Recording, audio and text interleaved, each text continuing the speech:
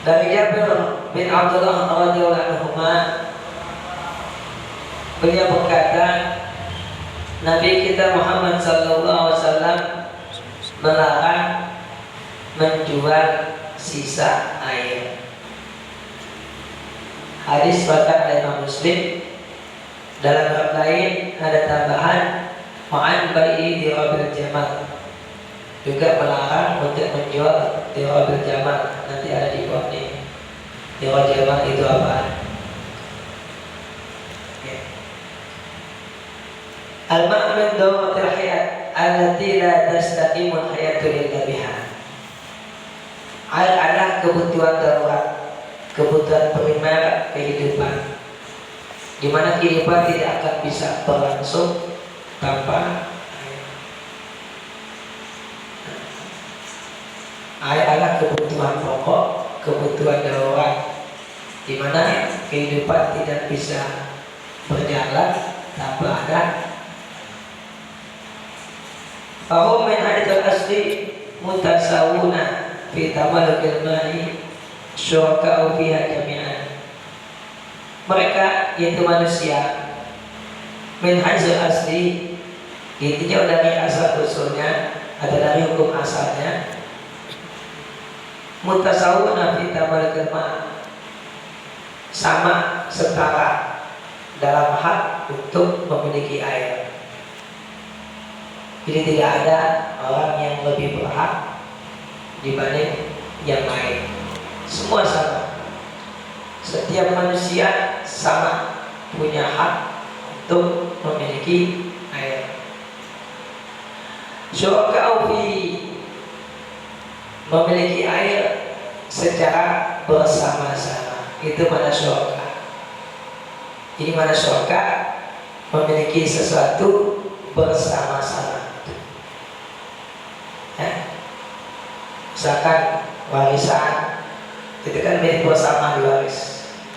Air yang Allah ciptakan buat manusia dan buat makhluk hidup lainnya itu milik bersama.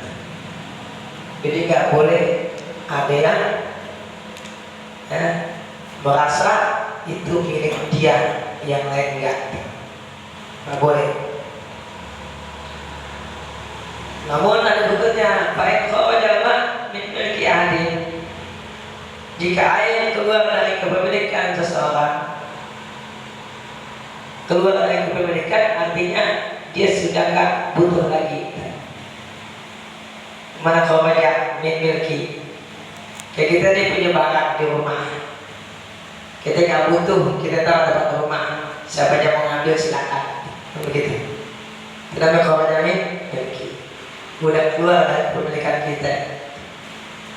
Kita punya duit, kita masukin loket, kita sedekahin, kita ke orang miskin, kita kasih orang yang butuhkan, berarti mudah keluar dari milik. Ya. Jadi ayat tadi jika sudah keluar dari kepemilikan kita, artinya apa? Sudah tidak kita butuhkan lagi. Gitu. Lam yakun lahu tamalluku ma yafidu an hajatihi, maka dia tidak lagi dapat memiliki air yang sisa, yang lebih dari kebutuhannya, wa kifayatihi, dan kecukupannya.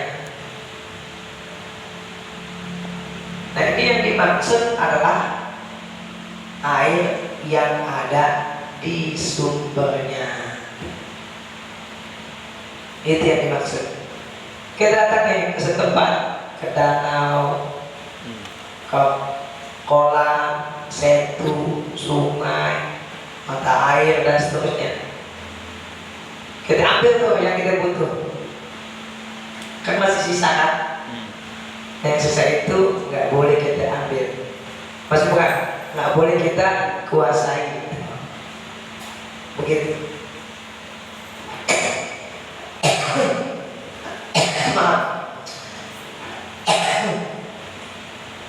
Jadi begini, ini misalkan nih ada danau, kita ambil, kita paling dulu datang, kita ambil airnya. ada sungai, kita pagi dulu datang, kita ambil airnya. Yang datang belakangan, lo nggak boleh ngambil kecuali bayar dulu. Nah itu nggak boleh.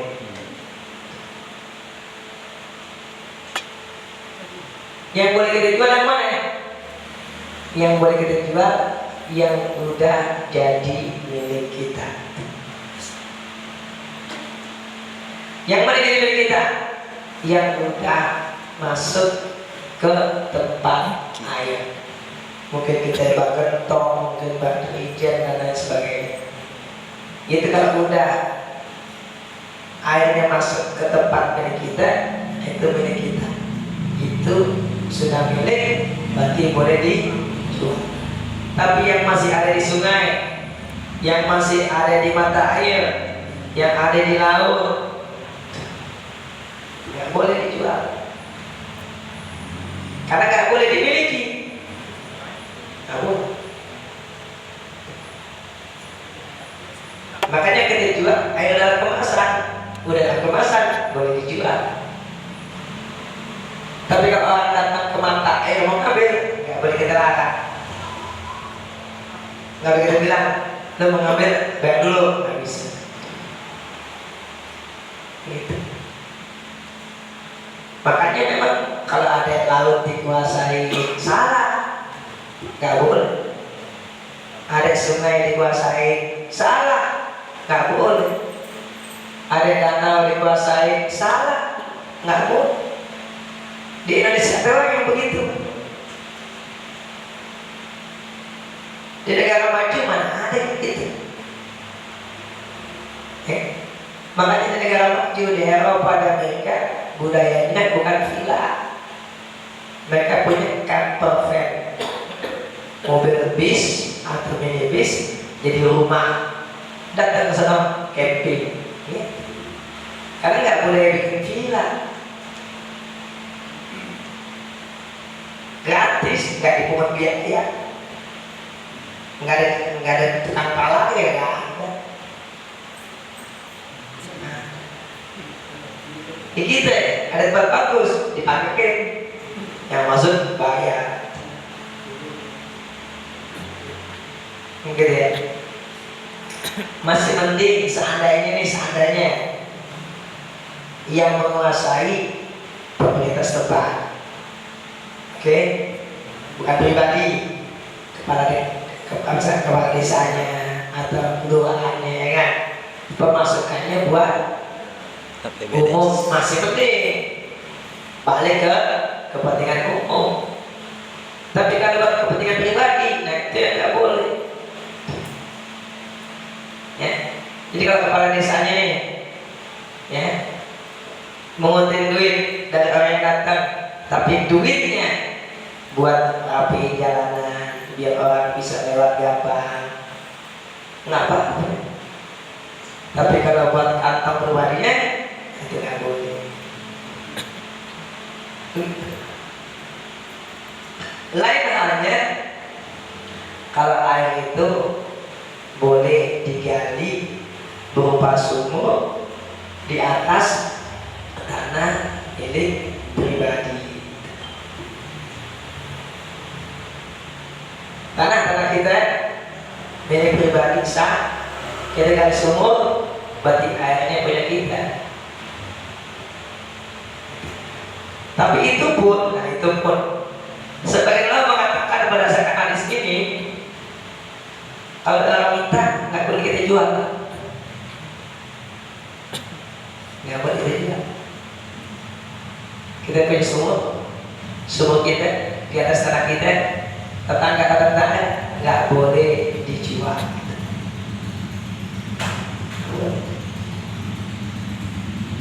Begitu. Karena air itu milik umum, yang boleh kita jual nanti yang udah masuk dirijen, udah masuk ember, udah kita masukin kemasan, itu boleh dijual. Tapi yang masih di sumbernya nggak boleh dijual. Nggak boleh. Begitu. Ya, emang yang bagus ya bikin sumur rame-rame, Kan bikin rumah mahal, puluhan juta, puluhan juta bikin semua. Apalagi daerah tertentu yang harus dalam banget, 100 meter baru ketemu air. Di kita mah alhamdulillah di sini nggak sampai puluhan meter, 20 meter, 30 meter nggak dapat air, ya kan? Ada tempat sampai 100 meter lebih baru dapat air. Coba bayangin, mahal banget tuh. Ya pasti mahal, pipanya 100 meter, wah. Mau nggak mau mestinya gede, kadang-kadang. Nah yang begini membagusnya lembaga-lembaga sosial yang membantu. Ya, antaranya kami dari Baitul Mal Muamalat banyak tuh bikin sumur-sumur buat warga. Ya, yang nggak mampu bikin sumur. Di antaranya kami datangi itu daerah Jonggol yang berbatasan dengan Bekasi di sebelah utaranya. Kan Jonggol ada selatan. Nah, Jonggol yang sebelah utara yang berbatasan Bekasi itu daerah nggak ada air. Warganya nampung air hujan. Nampung. Ada di satu desa sama pemerintah dibikinin toren gede buat warga, tapi nungguin tangki datang isi. Kalau habis tangki datang isi, habis ya udah nungguin gitu. Akhirnya kami bikinin sumur dalam kurang lebih 150 meter, 1 juta lebih tuh anggarannya. Cuma jeleknya orang Indonesia, kalau udah bersama nggak dirawat itu. Kita udah modalin cariin dananya, bikinin sumur sekian ratus juta, warganya nggak mau rawat ya. Itu sayangnya orang kita itu begitu. Kalau udah pasung makai mau jaga orang. Kata buat mereka harus dijaga tuh patungan bayar listriknya, buat mesin airnya, ya kan? Kalau ada rusak, ya kan? Patungan buat betulinnya. Ada tuh begitu. Makanya kenapa dalam Islam Nabi melarang menjual air yang lebih dan kebutuhan. Maksudnya apa? Yang tadi yang kita gak ambil, yang ada di sumur, yang ada di sungai, yang ada di danau, yang ada di laut, nggak boleh kita jual. Siapa yang mau ngambil silakan. Begitu. Ya, misalkan ada mata air ngalir, itu nggak boleh kita jegat airnya tuh. Nanti juga nggak dapat, nggak boleh. Harus kita biarin ngalir. Nah cuma satu lagi, salahnya orang Indonesia, jeleknya orang Indonesia, dan pemerintah kurang campur tangan. Itu apa? Air dari mata air cakep, begitu keluar jelek. Kenapa ya? Pada buang sampah, pada buang limbah. Ya Allah, padahal masih di puncak loh, belum sampai Jakarta. Masih di puncak, belum sampai Jakarta. Udah polusi. Kadang-kadang orang bikin gila begitu. Dari nasanya dibuang ke kali, ke sungai. Ya. Karena pemerintah regulasinya ketat. Nah, ketat regulasinya. Kalau di Mesir ketat regulasinya. Enggak ada namanya drainase dibuang ke sungai, enggak ada sama sekali. Enggak ada. Pemerintah udah bikin drainase dengan sistem yang rapi. sampai di kampung-kampung begitu. Semua drainase di bawah tanah, perumahan buang semua, nanti diolah untuk dialirkan lagi ke rumah-rumah begitu. Jadi nggak ada yang ke Sungai Nil. Bayangin aja, Sungai Nil mata air di mana? Di Afrika Tengah. Tuh sumber mata air di Sungai Nil di Afrika Tengah.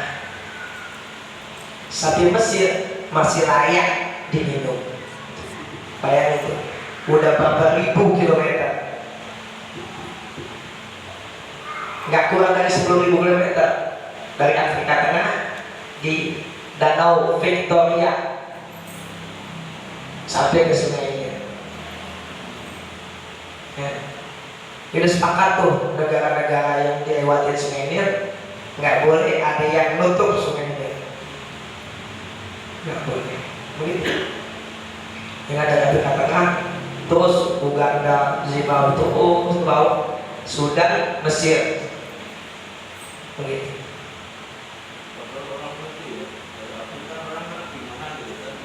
Ya, sampai Sungai Nil di Sudan bersih. Kenapa? Karena mereka menghargai air, menghargai mahalnya air. Makanya mereka nggak mau mengotori. Itu kita tidak menghargai. Ya Allah, sungai di puncak, bukan di Ciawi, kan? Mesti di puncak, mesti di atas. Misalkan yang saya pernah datangi itu sungai yang ada di tempat wisata Gunung Mas. Kan tuh kita sungai itu. Tahun pertama saya datang masih bersih. Tahun berikutnya, ya Allah, banyak sampah di sungai. Kita bilang orang Indonesia begini banget ya. Emang nggak bisa apa itu? Disiplin buang sampah ada tempatnya. Mau berapa susah di situ? Kumpulin sampah di plastik, minta ke tempat sampah buang. Sampai sampah pempes di sungai. Allah Allah. Kita tadinya mau turun kayak jadi. Kayak jadi.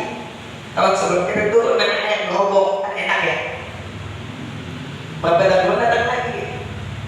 Nggak jadi dah. Udah nggak sampah. Itu masih di puncak tuh. Di Gunung Mas kan masih puncak, masih atas. Gimana sampai Ciawi, gimana sampai Jakarta? Ya Allah. Itu ya. Apalagi sepanjang Sungai Ciliwung, Bogor, Depok, habis semua limbah dibuang ke Sungai Ciliwung. 5 rumah loh. Belum ada industri pada kau. Negara kita itu kurang ketat dengan begini. Ya. Kan sering kita dengar berita sungai rusak, ada yang buang limbah, ya kan? Bikin pabrik, limbahnya buang ke sungai. Allah, Allah. Yang namanya sungai pasti asal usulnya mata air, betul ya? Ada kan sungai yang asal usulnya mata air? Nggak ada kan? Ada yang mata air kecil, ada yang gede berbentuk danau. Kayak Sungai Ciliwung itu mata airnya di apa namanya? Setu sudah tunggu di puncak. Apa namanya lupa? Cakep setunya, cakep banget. Nah itu dari situ tuh Sungai Nil. Awalnya dari situ, Sungai Ciliwung saya. Sungai Ciliwung saya. Sungai Ciliwung, setu apa namanya lupa saya. Ya kan, di atas dari puncak, cakep banget. Gitu. Nah itu. Nah dalam Islam juga diatur seperti itu.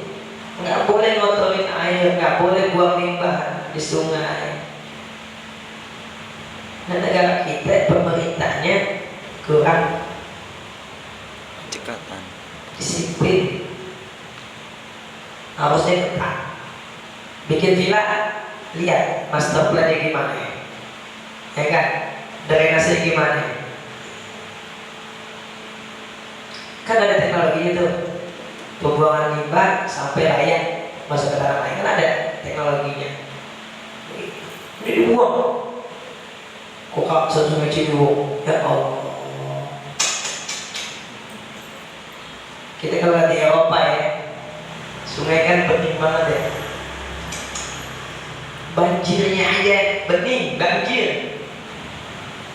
Nah itu kayak Italia kan sering banjir, ya kan? Sampai sering kalau kota Italia itu banjir juga, cuma bening airnya, nggak kayak kita banjir. Pada banjir sampah lewat.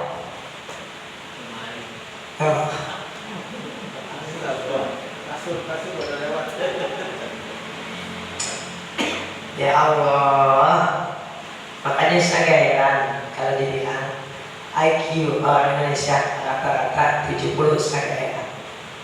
Jujur saya katakan, saya heran. Benar, saya percaya. Yang IQ-nya di atas 100 mungkin nggak sampai 10%. Nggak sampai.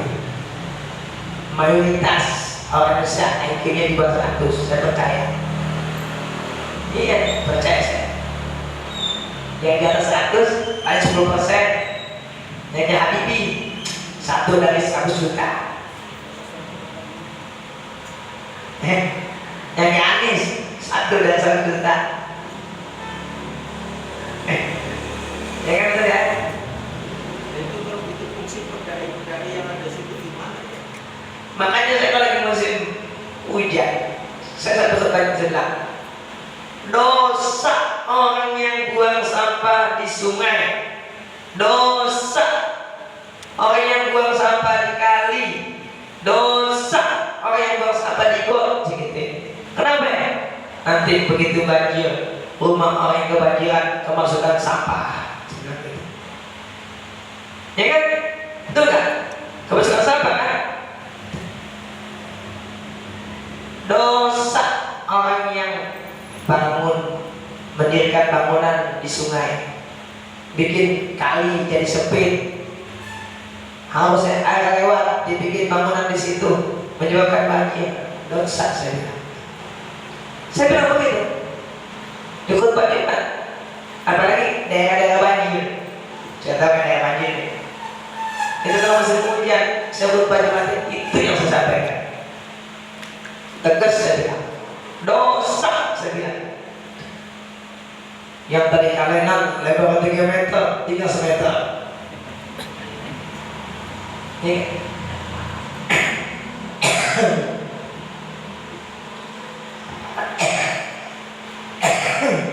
kayak kalenan sini kan?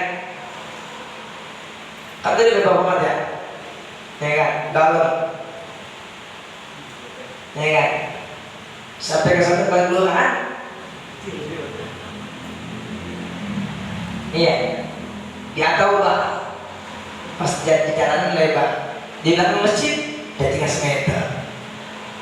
Ya Allah, dosa saya bilang begitu. Kenapa? Menyebabkan orang kerugian. Hisabnya saya nggak tahu dah, saya nggak bisa jelasin. Seandainya yang menjadi korban nuntut, mungkin, kan emang ada hadisnya. Ya, makanya pernah ada seorang dia bikin rumah, dia nanya dulu, coba nggak boleh. Jangan kamu bikin rumah di pinggir kali, kasih 1 meter dengan kali. Jangan di pinggir banget, apa lagi ngambil kalinya. Gitu.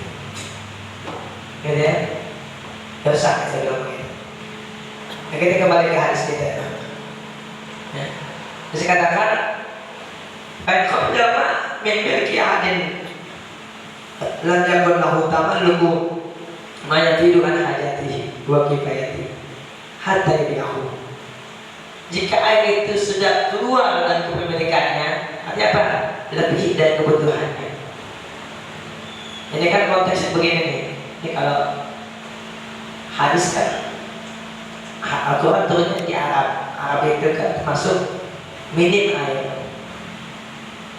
Ya, minim air. Kalau di Eropa, di Asia air banyak, di Jawa air sangat terbatas. Jadi kalau kita ngebayangin orang nih jalan bawa air, ya kan? Pasti kan kalau orang lain nggak punya pasti berbagi. Walaupun sangat dikit, yang penting tenggorokan basah, gitu. Ya kan? Nah terkadang dia punya air lebih dari kebutuhannya.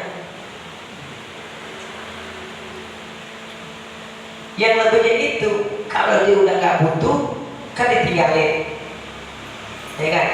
Nah yang udah nggak butuh udah kasih, jangan dijual.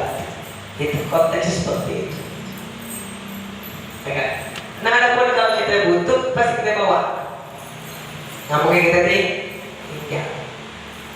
Makanya dimaksud dengan fadlul ma itu air yang tersisa di sungai, yang masih tersisa di danau dan seterusnya, atau air yang sudah tidak dibutuhkan lagi. Nah itu yang kita jual, kasih airnya. Kayak kita punya baju, kita nggak butuh, kita kasih orang, kan begitu. Apalagi air. Nah adapun air yang kita sudah masukkan ke wadah, emang niatnya buat dijual, silakan, apa-apa. Ya, kan banyak tuh daerah yang jual air ya, di Jakarta Utara masih ada jual air tuh, ya kan, keliling pakai dirijen, boleh apa? Walaupun diambilnya dari sumber yang mubah, ngambil dari sungai misalkan, kan, silakan. Tapi sebaiknya memang pemerintah membuat saluran air. Jujur saya katakan, 15 tahun saya di Mesir, saya gak pernah melihat ada orang jualan air kayak di kita. Gak pernah lihat. Gak pernah lihat. Ini kan dia Jakarta Utara dia, kedirijen, jual kayak global. Kagak pernah saya lihat ada orang jualan air kayak gitu. Gak pernah lihat sama sekali. Iya, jujur gak pernah lihat. Bahkan yang ada di depan rumah disediakan air untuk minum. Siapa yang boleh minum? Yang agak canggih pakai dispenser. Karena air di sana yang itu bisa diminum. Bisa diminum langsung, nggak pakai filter lagi enggak. Kan kalau air pump kita belum bisa langsung diminum, masih harus pakai filter lagi, ya kan? Ada tuh filter khusus emang buat langsung minum, ya kan? Nah, kalau di sana memang udah layak diminum, boleh, bisa diminum langsung, bukan garam, minum bisa. Pakai seperti teman saya sekumah. Orang Surabaya, tahu sendiri Surabaya kan panas, orang kan dekil-dekil panas ya. Tinggal di Mesir tahun bersih badannya. Apa kata dia? Gimana nggak bersih? Kita mandinya pakai air minum. Mandinya pakai air minum, coba. Kan kalau kita pakai air tanah kan masih mengandung tanah ya. Kita mandi air tanah. Sedikit banyak kan ada tanah-tanah yang nempel di kulit, ya kan? Mungkin. Apalagi yang mana nyemplung di empang, kayak emang tanahnya, apa? Airnya nggak bening ya, gitu kan? Nah di sana air bisa diminum. Makanya dia senang banget tuh. Setahun di sana senang banget dia, ya Allah. Bersih badannya. Namanya dia pakai air minum. Nah, di depan rumah pasang dispenser, tinggal seret air pakai pipa, 24 jam nyala. Nggak perlu beli air dalam kemasan, tinggal bawa aja botol kemana-mana. Supir bis, botol-botol bekas juga, botol-botol bekas, Tuh teman-teman buat isi air bang, jalan lagi. Kagak ada ceritanya di Semak orang miskin beli air kemasan, nggak ada. Air kemasan tuh orang kaya doang yang beli. Orang miskin nggak ada yang beli air kemasan. Nggak laku sama orang miskin. Kenapa? Yang gratis banyak. Ada, air kemasan ada. Bisa nggak? Yang kemasan model puluh air itu ada. Cuma yang beli orang kaya apa? Orang miskin kapan beli? Oh, tinggal pencet doang minum. Enggak apa botol, ada gelas disediain, tinggal minum. Satu gelas rame-rame, rame-rame satu gelas. Sakit kagak. 15 tahun saya di sana biasa saya minum air kayak gitu, kagak pernah ada sakit. Pada tuh gelas dipakai ribuan orang pakai itu, apa kayak dicuci.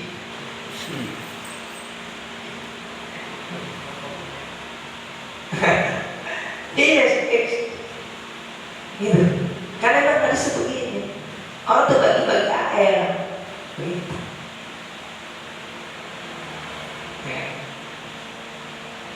Jadi kita bayar air itu cuma kaum doang, oleh pemerintah.